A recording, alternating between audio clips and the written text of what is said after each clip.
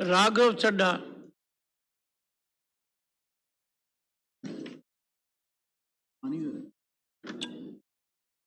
Sir, on behalf of my party, the Aam Aadmi Party, I rise to speak on the supplementary demand for grants for the financial year 2022-2023.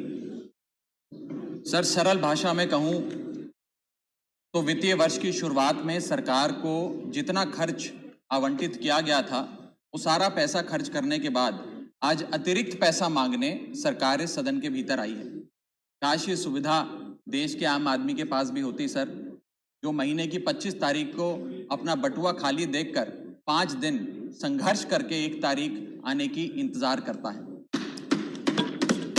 Sir, supplementary demand for grants 2 चीजें में से एक अवश्य दर्शाता है।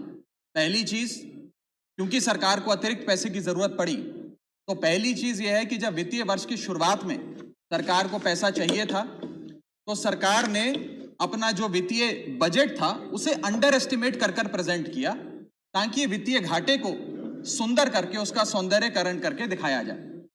अगर ये नहीं है तो दूसरी स्थिति अवश्य होगी कि सरकार ने अपना बजट पूरी तरीके से मिसमैनेज कर दिया। इन दोनों में से यदि कोई एक स्थिति उत्पन्न होगी, उसी में सरकार को एडिशनल पैसे की अतिरिक्त खर्चे की जरूरत पड़ रही है। सर, अतिरिक्त पैसे के लिए सरकार इस सदन के सामने आई है, कोई बात नहीं सर, उस पर चर्चा होगी, लेकिन चर्चा 2 और विषयों पे होनी चाहिए। पहला विषय कि वित्तीय वर्ष की शुरुआत में 40 लाख करोड़ का जो इतना भारी भरकम बजट इस सदन ने सरकार को सैंक्शन किया था, मंजूरी दी थी, उस 40 लाख करोड़ को खर्च करके सरकार ने क्या पाया? क्योंकि भारत देश के आर्थिक इंडिकेटर्स संकट का अलार्म बजा रहे हैं। और दूसरा, आज से 2-3 महीने बाद यहां से 100 मीटर दूर नॉर्थ ब्लॉक में जहां आने वाले वित्तीय वर्ष का बजट बन रहा है, आज ये बहस मैं चाहूंगा आने वाले वित्तीय वर्ष के बजट की भी नींव रखे। और सर, मैं नया सदस्य हूं सदन का, एक सुझाव और देना चाहता हूं। हम सारे लोग बजट पे चर्चा उसी समय करते हैं जब बजट प्रस्तुत किया जाता है। हमें सदन में 2 बार बजट पे चर्चा करनी चाहिए। एक बार जब बजट प्रस्तुत हो, और विंटर सेशन में 7-8 महीने बीतने के बाद कि उस बजट से देश को हासिल क्या हुआ, मिला क्या, कितनी नौकरियां मिली, क्या बेरोजगारी की दर है, कितनी महंगाई कम है। सर, आज सरकार 3,25,757 करोड़ मांगने इस सदन के भीतर आई है। मैं माननीय वित्त मंत्री जी का ध्यान ये पैसे सैंक्शन करने से पहले और सदन का ध्यान इस पैसे को अनुमति देने से पहले 8 बड़ी बीमारियां जिससे आज भारत देश की अर्थव्यवस्था पीड़ित है, बीमार है, उसकी तरफ करना चाहता हूं। पहली बीमारी है सर बेरोजगारी। इस सरकार ने चुनावों से पहले वादा किया था, भारतीय जनता पार्टी ने वादा किया था कि हम 2 करोड़ नौकरियां हर वर्ष देंगे। सर, नौकरियां तो नहीं आई, लेकिन इस वित्तीय वर्ष में बीजेपी की सरकार ने बेरोजगारी दर को 45 सालों में सर्वाधिक कर दिया। सर, 45 ईयर हाई पे अनएम्प्लॉयमेंट कर दिया। सर, 2014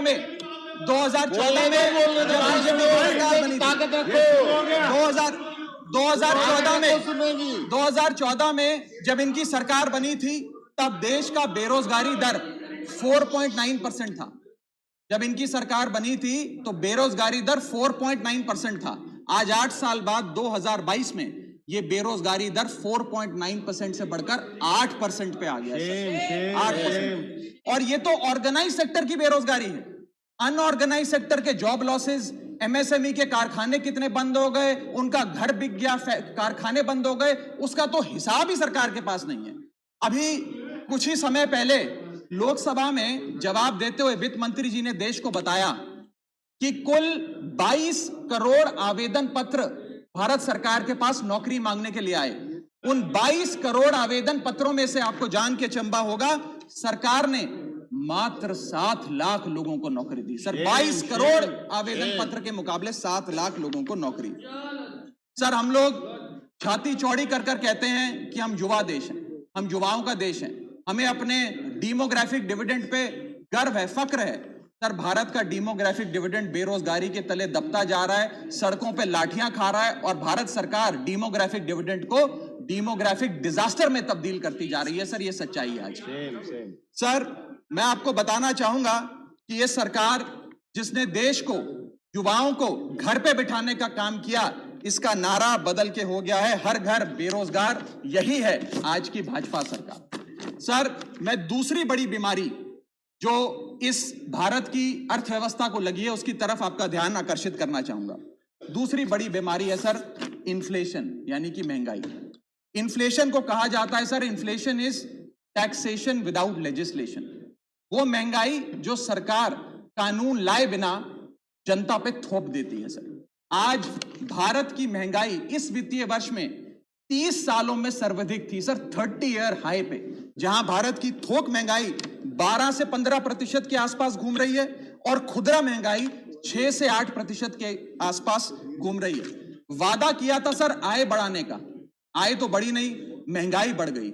और सर बढ़ती महंगाई और घटती कमाई के चलते आज देश को आधार कार्ड की नहीं, उधार कार्ड की जरूरत पड़ रही है। देश के आम आदमी को उधार कार्ड की जरूरत है।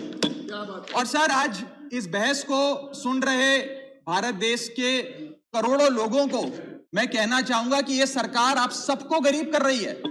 गरीब सिर्फ वो नहीं सर जो सड़क पे कटोरा लेकर भीख मांग रहा है, हम सब गरीब हो रहे हैं। गरीब इसलिए हो रहे हैं कि हमारी आमदनी नहीं बढ़ रही, लेकिन महंगाई बढ़ती जा रही है। सर मैं उदाहरण देता हूं, एक शख्स जो 20,000 रुपए महीने के कमाता था और 18,000 रुपए खर्च करता था, वो महीने का 2,000 रुपए बचाता था। आज उसकी आमदनी 20 की 20 है, 20,000 है, लेकिन खर्चा 18,000 से बढ़कर 25,000 करोड़ हो गया। यानी कि 20,000 की आमदनी, 25,000 का खर्च, 5,000 रुपए की नुकसान का खामियाजा का कर्जा देश का एक एक आदमी भुगत रहा है। सर मैं बताना चाहूंगा, सुनिए मेरी बात ध्यान से। जब 2014 में महंगाई का आलम देखिए सर, 2014 में जब यह सरकार बनी थी तो पेट्रोल 55 रुपए प्रति लीटर पे बिकता था, आज पेट्रोल 100 रुपए प्रति लीटर पे बिकता है। डीजल 45 लीटर पे बिकता था, 45 रुपए प्रति लीटर, वो डीजल आज 90 रुपए प्रति लीटर पे बिक रहा है। सर एक गैस का सिलेंडर 400 रुपए का मिलता था बाजार में 2014 में जब इनकी सरकार आई थी, आज वो गैस का सिलेंडर 1100 रुपए का हो गया सर, 1100 रुपए का। दूध 1 लीटर 36 रुपए का मिलता था, दूध आज 60 रुपए प्रति लीटर हो गया है।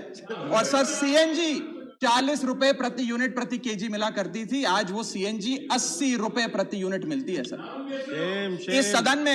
इस सदन में सर जब प्याज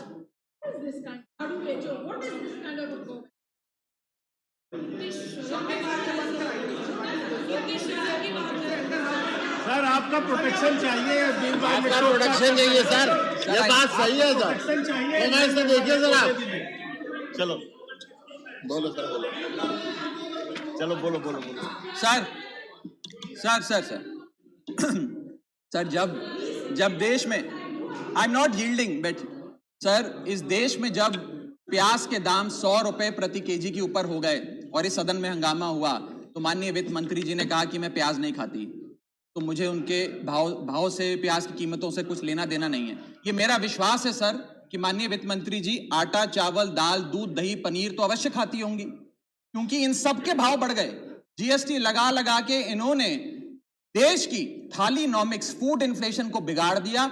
आटा, दाल, चावल, दूध, दही, सबके रेट आज स्काई रॉकेटिंग है सर, आसमान छू रहे हैं। और भारत की फूड इन्फ्लेशन 10% से लेकर 17% के बीच पूरे वित्तीय वर्ष में मंडरा रही है। ये हालात हैं सर भारत की थाली नॉमिक्स की। मैं बताना चाहूंगा सर, इस सरकार ने अमीरों को अमीर और गरीबों को गरीब करने का काम किया। पर कैपिटा इनकम किसी भी देश की आर्थिक स्वास्थ्य का एक बहुत बड़ा इंडिकेटर होता है। भारत की पर कैपिटा इनकम वित्तीय वर्ष 2021 में सर 9,160 रुपए से गिर गई, यानी कि हर व्यक्ति की औसतन कमाई 9,160 रुपए गिराने का काम किया। यानी कि आमदनी 98, खर्चा रुपया, यह सरकार ने करके हम सबको दिया है सर। तीसरी बड़ी बीमारी जो भारत की अर्थव्यवस्था को लगी हुई है वो है आर्थिक सुधार का झांसा, the hoax of economic recovery. इस वित्तीय वर्ष के पहले क्वार्टर में भारत की आर्थिक विकास दर 13.5% थी।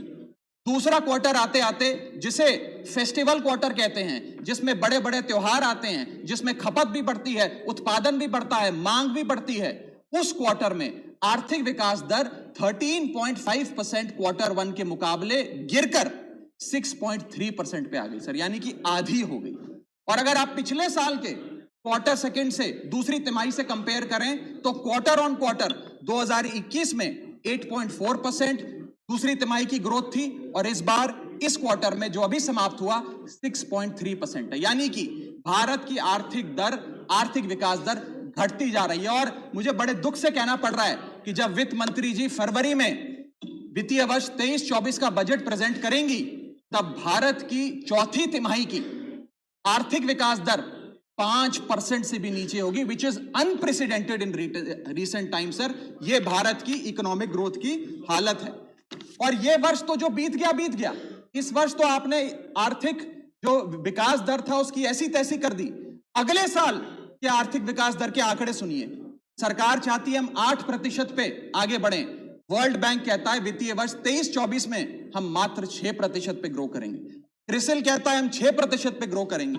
ओईसीडी कहता है हम 5.7% पे ग्रो करेंगे। गोल्डमैन सैक्स कहता है हम 5.3% पे ग्रो करेंगे, और आईएमएफ कहता है हम 5.1% पे ग्रो करेंगे। यानी कि भारत की अर्थव्यवस्था में ऊपर जाने की बजाय हमारी व्यवस्था नीचे आ रही है सर। चौथी और एक बड़ी बीमारी जो भारत की अर्थव्यवस्था को लगी है वो है द डेट क्राइसिस।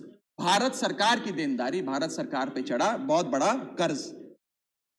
सर 1947 से लेकर 2014 तक, यानी कि इन 67 सालों में कई पार्टियों की सरकारें रहीं, केंद्र में कई पार्टियों ने शासन किया।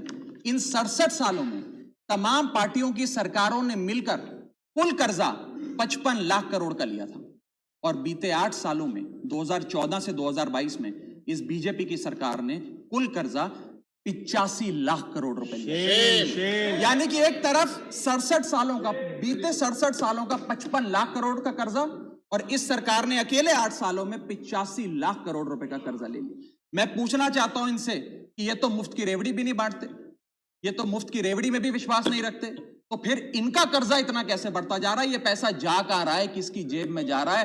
दोस्तवाद की नीति के तहत कौन से इनके दोस्त हैं जिन्हें फायदा पहुंचाया जा रहा है? ये मैं पूछना चाहता हूं सर 2014 में जब भाजपा की सरकार बनी तो government debt to GDP ratio 40% था, मात्र 40%। आज government debt to GDP ratio इस देश में 90% छू रहा है सर, 90%। और इस देश की डेट की स्थिति बढ़ाकर 1,55,000 करोड़ का कुल कर्जा इस देश ने लिया सर। पांचवी बीमारी जो भारत की अर्थव्यवस्था को लगी हुई है, पांचवा बड़ा रोग, किसानों का संकट। सर मैं बताना चाहूंगा कि बड़े बड़े उद्योगपतियों के, अपने दोस्तों के बड़े बड़े लोन्स इन लोगों ने माफ कर दिए, लेकिन भारत देश के किसान की जो कर्जा था, जो डेट था, वो पिछले 8 सालों में 53% बढ़ा है, कम नहीं हुआ सर, 53% इंक्रीज हुआ है, जिसके चलते आज एवरेज फार्मर डेट पर फार्मर डेट इस देश की 74,000 रुपए, यानी कि 74,000 रुपए का कर्जा आज देश के हर किसान के सर पर है सर। अगर किसान अपना कर्ज का भुगतान नहीं करता तो उसके नाम के नोटिस चिपकाकर किसान की बदनामी करती है यह सरकार, और बड़े बड़े उद्योगपति जो लाखों करोड़ रुपए डकार गए उन्हें बिजनेस क्लास में बिठा के देश से रवाना करती है सर ये सरकार। सर आज हमारा देश का अन्नदाता, देश का किसान जो हमारा पेट भरता है, जो हमें खाना देता है सर, आज वो जहर खाने को मजबूर हो गया है। एनसीआरबी का डेटा बताता है कि वित्तीय वर्ष 21-22 में 10,851 किसानों ने आत्महत्या करी। यानी कि इस देश में औसत रोज के 30 किसान आत्महत्याओं की आती है। 30 किसान रोज इस देश में आत्महत्या कर रहे हैं। हम आजादी का अमृत महोत्सव मना रहे हैं, and 30 farmers per day in this country commit suicide sir मैं अपने ट्रेजरी बेंचेस पे बैठे मित्रों को यह भी कहना चाहूंगा कि किसान भोला है, भुलक्कड़ नहीं है। वो ये नहीं भूला कि 1 साल आपने उसे खुले आसमान में सड़कों पे आंदोलन करने के लिए उतारा था, जिसमें 800 से ज्यादा किसानों की शहादत हुई सर। और सर किसानों के बारे में मैं एक आपको बड़ी महत्वपूर्ण जानकारी देना चाहता हूं। किसानों की आय दुगनी करने का वादा है सरकार ने किया था कि हम बढ़ाएंगे और दुगनी करेंगे। आय दुगनी करना तो छोड़ दीजिए, स्टैंडिंग कमेटी ऑन एग्रीकल्चर की रिपोर्ट बताती है कि 4 से ज्यादा राज्यों में आय बढ़ाना तो दूर, 30% किसानों की आय घट गई सर, बढ़ाना तो दूर की बात। आय किसान की घटाने का काम इन लोगों ने किया, और एक ऐसे दौर में जब भारत की रूरल इन्फ्लेशन भारत की अर्बन इन्फ्लेशन से ज्यादा है, यानी कि गांव में रहना महंगा है शहरों के मुकाबले। सर मैं छठी बीमारी पे आता हूं। जो छठी बीमारी भारत की अर्थव्यवस्था को लगी हुई है सर, वो है प्राइवेट सेक्टर इन्वेस्टमेंट में गिरावट। 2 बड़े फायदे इस सरकार ने कॉर्पोरेट जगत को दिए। पहला, कॉर्पोरेट टैक्स कम करके 30% से घटाकर 22% कर दिया, जिसमें 1.5 लाख करोड़ का फायदा 1.5 लाख करोड़ का फायदा कॉर्पोरेट्स को दिया, और सरकार का हर साल का 1.5 लाख करोड़ का नुकसान कराया। और दूसरा बड़ा फायदा, अपने दोस्तों के उद्योगपतियों के पिछले 5 वित्तीय वर्षों में 10 लाख करोड़ रुपए राइट ऑफ कर देने, वो माफ कर देने। ये 2 बड़े फायदे उन्होंने, रियायतें।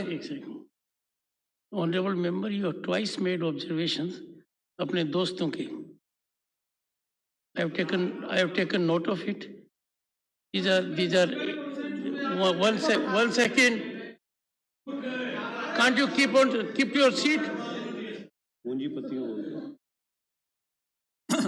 Honorable member Jaya Bachchan raised a very important issue. I wanted to reflect to it after you had concluded, but since you have continued with the 2 indiscretions, you need to be careful about it. Okay. Everything which you say here leads to consequences. As regards what the honorable member said, if someone is speaking, where is the occasion to make a shouting of that kind? I deprecate this, whether it is from this side or that side. Thank you, sir. Everyone is entitled to patient hearing, and let us not show aggression except in our thought process. Both sides are there, so be careful about it. Go ahead. Sir ये 2 फायदे पहुंचाने के बाद, corporate जगत को फायदे पहुंचाने के बाद, जब सरकार से पूछा गया कि आपने ये फायदे क्यों दिए, तो सरकार कहती है इससे रोजगार उत्पन्न होगा। रोजगार तो उत्पन्न हुआ नहीं सर। भारत में आज बेरोजगारी की दर 45 साल में सर्वाधिक है। दूसरा, इन्होंने कहा कि वस्तुएं सस्ती हो जाएंगी बाजार में। महंगाई की दर 30 साल में सर्वाधिक है, महंगाई भी कम नहीं हुई। और तीसरी चीज जो सरकार हमें बताती है कॉर्पोरेट जगत को ये फायदे देने के लिए, कि प्राइवेट निवेश इस देश में बढ़ेगा। सर मैं आपको बता दूं कि प्राइवेट निवेश Q1 फाइनेंशियल ईयर 22-23 में 20% से घटा है। प्राइवेट इन्वेस्टमेंट 2022 के अगर आप आंकड़ों की बात करें तो 22% से गिरी है। फॉरेन इन्वेस्टमेंट 59% से घटा है। और GFCF, जिसे ग्रॉस फिक्स्ड कैपिटल फॉर्मेशन कहते हैं, जो इंडस्ट्री का इन्वेस्टमेंट होता है, जो इंडस्ट्री फिक्स्ड कैपिटल में इन्वेस्ट करती है, वो वित्तीय वर्ष 19-20 से लेकर आज तक लगभग सारे क्वार्टर्स में गिरता गया, 1-2 क्वार्टर छोड़ के। ये प्राइवेट इन्वेस्टमेंट के हालात हैं इस देश में। मैं कहना चाहूंगा माननीय वित्त मंत्री जी को कि आज से 2-3 महीने पहले इंडस्ट्री से बात करते हुए वित्त मंत्री जी ने कहा that why is the Indian corporate sector not investing. उन्होंने उन्हें डांट के कहा कि आप लोग क्यों नहीं इन्वेस्ट कर रहे हैं। मैं बताना चाहता हूं क्यों नहीं इन्वेस्ट कर रहे हैं। इन्वेस्टमेंट रियायतें देने से नहीं आती, इन्वेस्टमेंट डिमांड क्रिएट करने से आती है। आपको मार्केट में मांग क्रिएट करनी पड़ेगी। जब मांग क्रिएट होगी तो उत्पादन भी होगा और खपत भी होगी। मैं एक और महत्वपूर्ण आंकड़ा आपके सामने रखना चाहता हूं सर। 7वीं बड़ी बीमारी जो भारत की अर्थव्यवस्था को लगी है, devaluation of the Indian rupee, गिरता हुआ रुपया। सर आज हम आजादी का अमृत महोत्सव बना रहे हैं और सरकार ने आजादी के अमृत महोत्सव वाले साल में रुपये को मार्गदर्शक मंडल में डाल दिया है सर। रुपया 82 रुपए हो गया है। जब ये सरकार बनी थी तो रुपया 60 रुपए। सर खत्म करने दीजिए। Is my maiden speech sir, please sir. Maiden speech sir is my maiden. Sir 2014 में 1 डॉलर जब इनकी सरकार आई थी वो 60 रुपए का मिलता था सर। आज 1 डॉलर 82 रुपए का हो गया। ये सरकार कहा करती थी, कई बड़े नेता इनके दिग्गज कहा करते थे कि जब रुपया गिरता है तो भारत की साख गिरती है, भारत की प्रतिष्ठा गिरती है।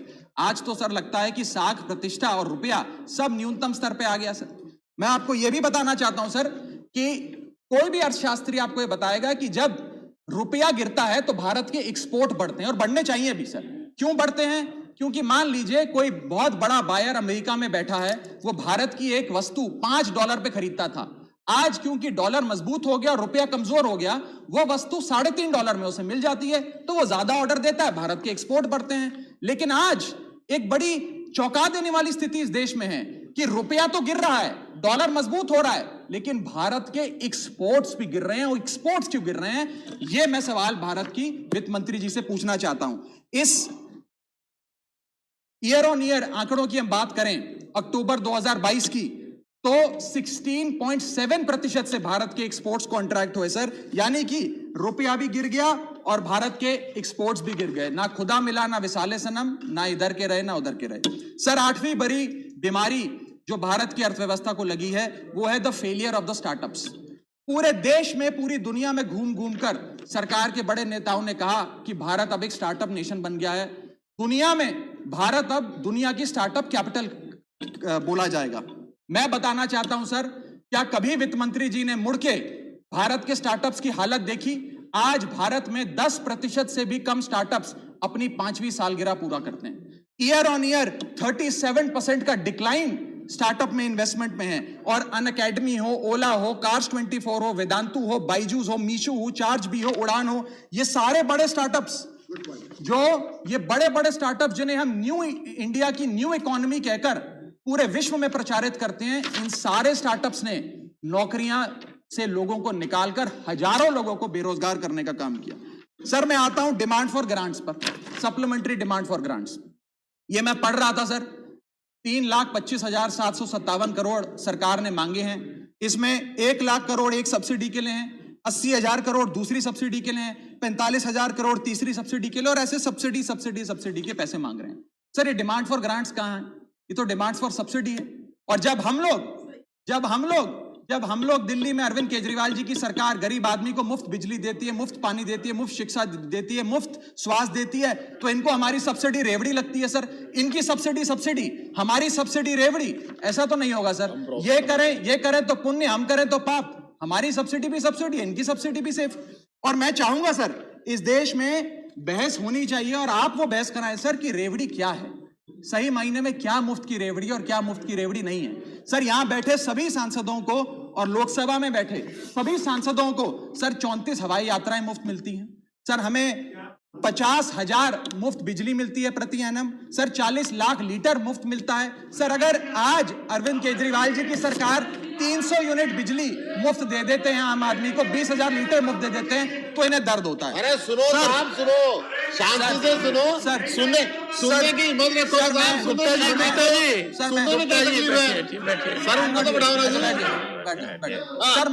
सर मैं बताना चाहूंगा, इस देश के मैं महत्वपूर्ण आंकड़ा दे रहा हूं सर, कंक्लूड, इस दुनिया में बस कंक्लूड कर रहा हूं सर, ओवर सर, इस दुनिया, come on please honourable member please, sir, इस दुनिया में राइट, बट प्लीज सर, इस दुनिया में leave it to the chair, sir इस देश, प्लीज कंक्लूड, बस कंक्लूड कर रहा हूं सर, मेरे बस 2 पन्ने रह गए सर। सर, इस देश के नहीं 12 पढ़ चुका हूं सर। इस दुनिया में 40 ऐसे विकसित देश हैं सर, जो बस कंक्लूड कर रहा हूं सर, इस दुनिया में 40 ऐसे विकसित देश हैं। इस दुनिया सर बस कंप्लीट कर रहा हूं सर, इस दुनिया में 40 ऐसे विकसित देश हैं जो मुफ्त बिजली, मुफ्त पानी, मुफ्त शिक्षा देते हैं। सर, वो इसलिए मुफ्त नहीं देते क्योंकि वो विकसित हैं सर, वो इसलिए दे पाते हैं, उन्होंने ये सारी चीजें मुफ्त देकर ह्यूमन रिसोर्सेज में इन्वेस्ट किया, इसलिए विकसित बनेगा। डॉक्टर सर, अंत में मैं कंक्लूड करते हुए मैं कंक्लूड कर रहा हूं सर, कंक्लूड सर, आखिरी आइटम पे sir, supplementary demand for grants में पढ़ रहा था sir. Supplementary demand for grants के अंदर एक बड़ा दिलचस्प लाइन आइटम है, मैं सबका ध्यान चाहूंगा sir. Supplementary demand for grants में एक बड़ा दिलचस्प लाइन आइटम है, मैं पढ़ के सुनाना चाहूंगा। For purchase of land and ready built office accommodation for the enforcement directorate 30 crore rupees.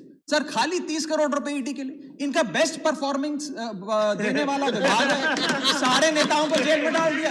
इसके लिए तो 30 लाख करोड़ लेना चाहिए, खाली 30 करोड़ से बात नहीं बनेगी। इनको 3 लाख करोड़ लेकर ईडी के थाने हर गली मोहल्ले में खोलने चाहिए और किसी मोहल्ले में कोई विपक्ष का नेता ना बचे, सबको जेल में डालने का काम करना चाहिए सर। प्रसन्नता नंदा, सर अंत में डॉक्टर प्रसन्नता नंदा, सर आखिरी पेज है सर, आखिरी सर आखिरी पन्ना है। मेरे 10 सवाल हैं बस सर, लास्ट मेरा पहला सवाल, मैं 10 सवाल वित्त मंत्री जी 30 सेकंड सर 2 मिनट बस 30 सेकंड मैं 10 सवाल पूछ के अपनी बात समाप्त करूंगा। पहला सवाल, does the honorable finance minister know the market price of 1 kg of wheat, 1 kg of rice and 1 liter of milk today? Sir, why has the government, second question sir, why has the government's mega budget presented in February 2022 failed to generate employment? My question number 3 sir, why is inflation in products which are produced in India, not imports like petrol and diesel, burning a hole in the common man's pocket? So question number 4, why is the private sector not investing despite repeated appeals by the honorable finance minister? Question number 5, how many jobs have been created by way of handing out these favors of tax waivers and debt waivers to the corporate India? Question number 6, why is there a tremendous meltdown in India's new economy, that is the startup economy? Question number 7, how long before the rupee regains its value, sir, or is the government working towards hitting a century with the value of the Indian rupee? So question number 8, if the rupee is weakening, exports should rise. Exports are the second engine of our economy. Why are the exports falling? Question number 9, given the sad plight of Indian economy, where the growth rate is lesser than the inflation rate, has India formally entered stagflation? Conclude. And my last question is, when will the government reduce the tax burden on the common man, that is the GST? Dr. Thank you. Prashant Nanda, Dr. Prashant Nanda.